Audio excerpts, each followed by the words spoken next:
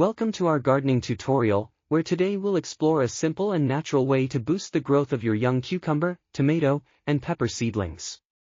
If you're looking for an effective method to nurture your plants without the use of harsh chemicals, you've come to the right place. To get started, gather the following materials: baking soda, dry yeast, water, and a small mixing bowl.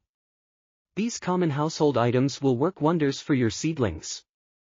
Baking soda helps to balance the soil's pH, while dry yeast acts as a natural fertilizer, providing essential nutrients. Let's begin with the preparation. First, take a teaspoon of baking soda and mix it with a liter of water in your bowl. Stir until the baking soda is fully dissolved.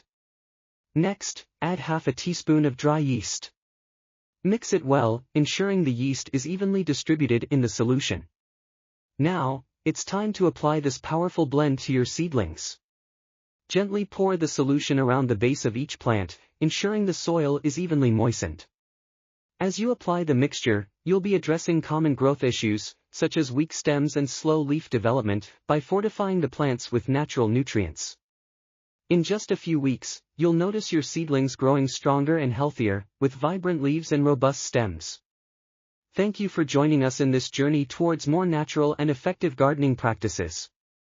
We hope these tips empower you to achieve flourishing seedlings and a bountiful garden. Happy gardening!